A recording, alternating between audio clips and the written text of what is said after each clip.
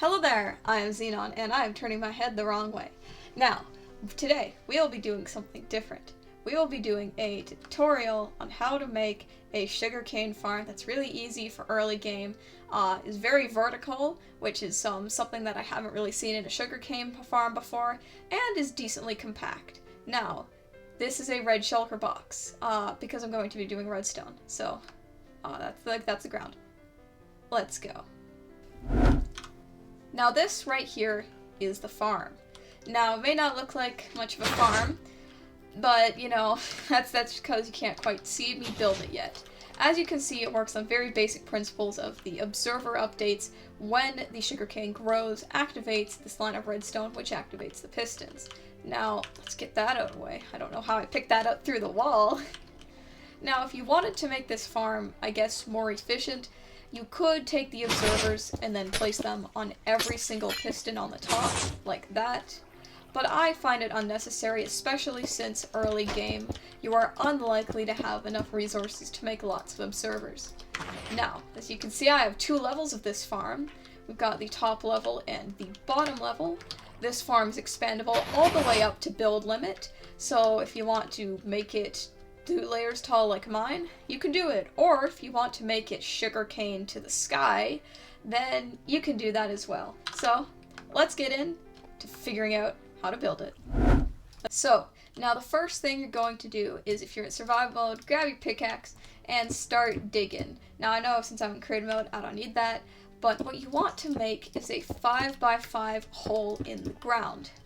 Now let's start building that right now.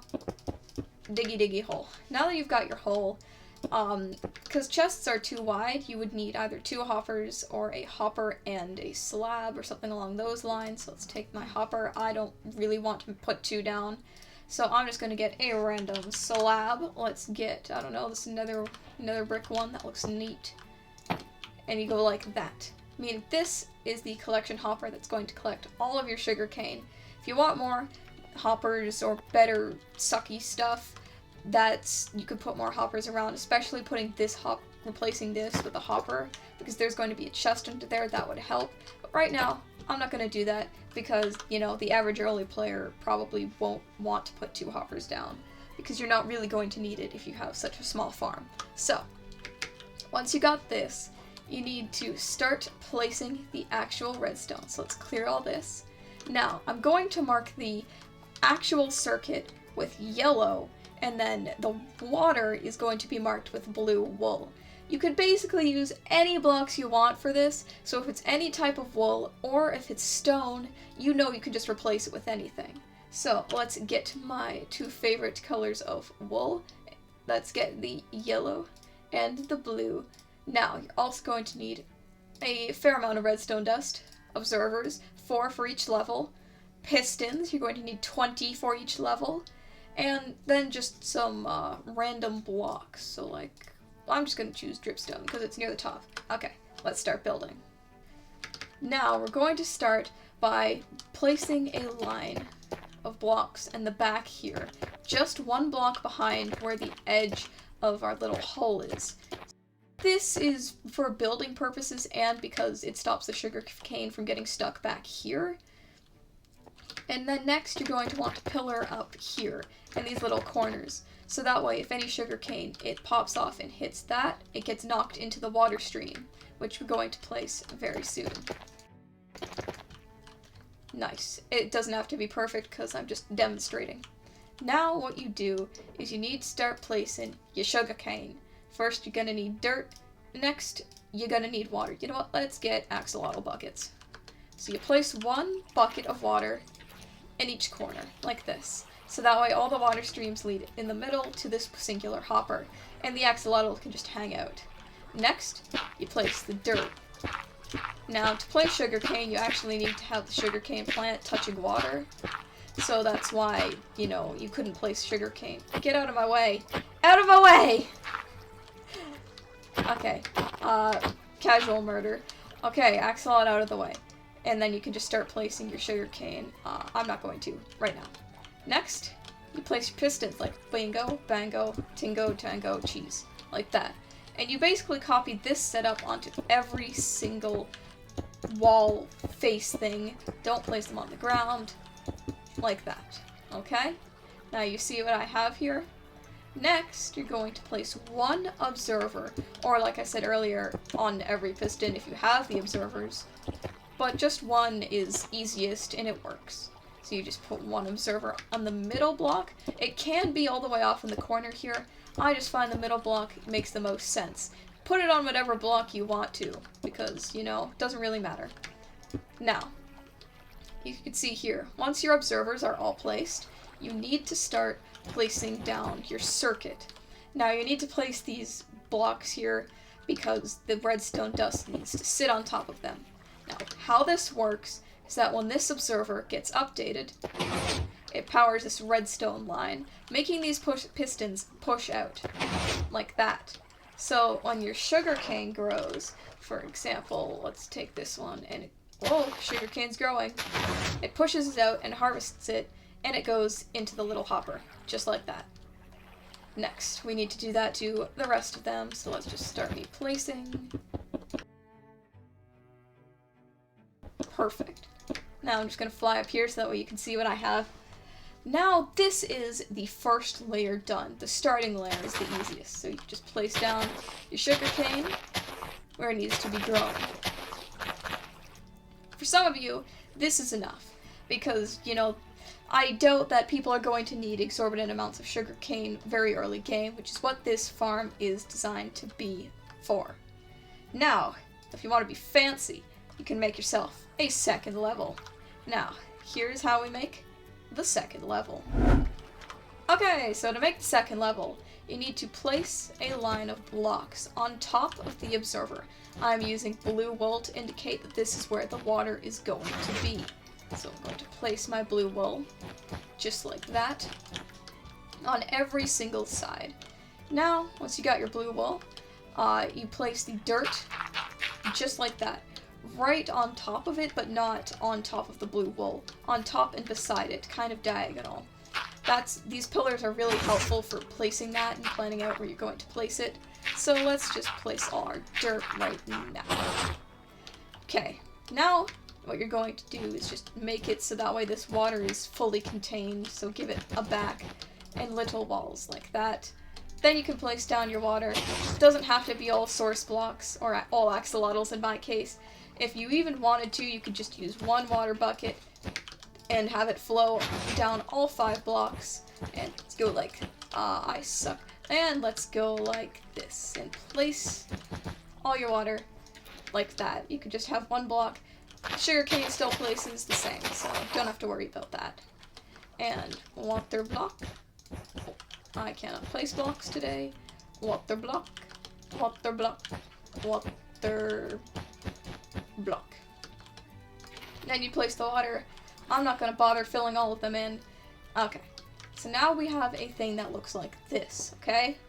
Next, what we're going to do is place down our sugarcane like this. There you go. All the sugarcane. And then you're going to place your pillar blocks up like this. That way you can continue.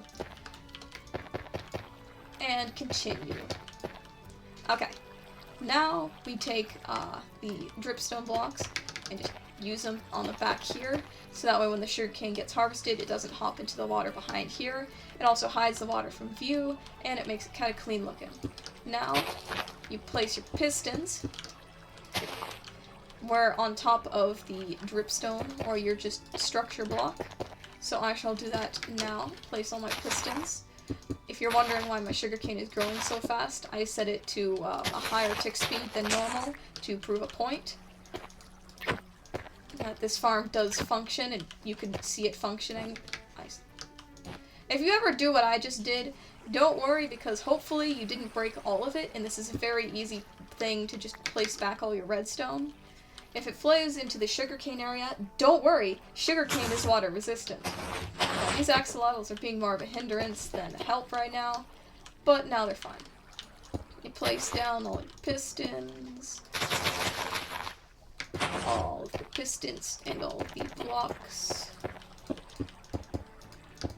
And just like last time, you just continue with the observer on the top, and observer that it's supposed to face inwards into the farm with your little serious looking observer facing inside, so that way you can have all of your little sugarcaney bits detected.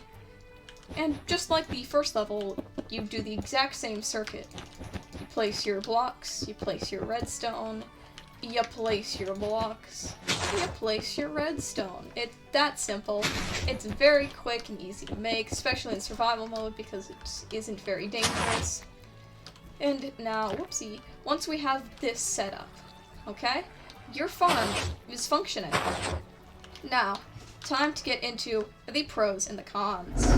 So, you may have seen that at the end, I did not add those glass blocks on top. Those glass blocks on top, all they do is just add to the efficiency, meaning that the sugarcane bits, when they get dropped, they won't land on top of the pistons, which is annoying.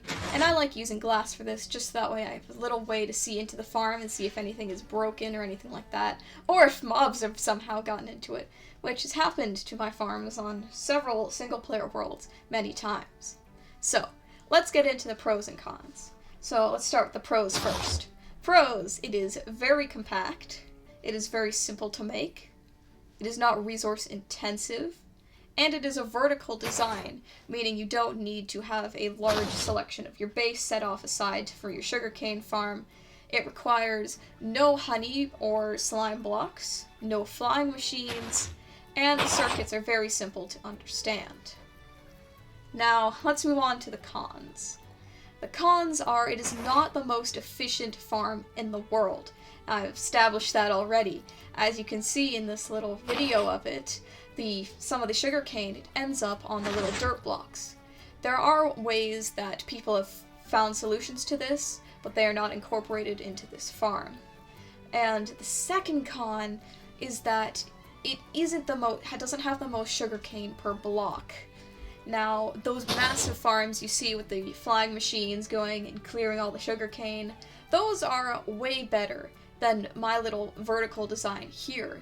But this vertical design is not meant to be 3,000 sugarcane per second efficient. It's just meant to be a basic sugarcane farm that you can plonk down in your base and easily hide with a tower or a lighthouse or something like that. And now, the last con is that it's hard to get in the farm once you're done.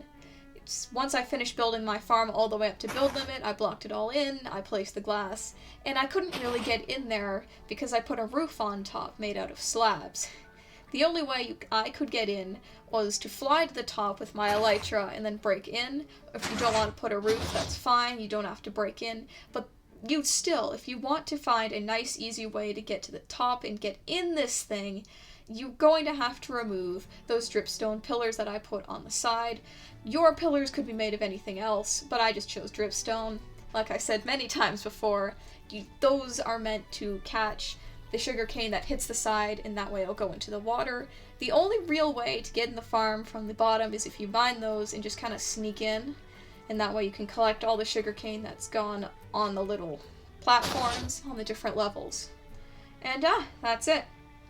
That is it for my sugarcane farm tutorial. I think it's amazing.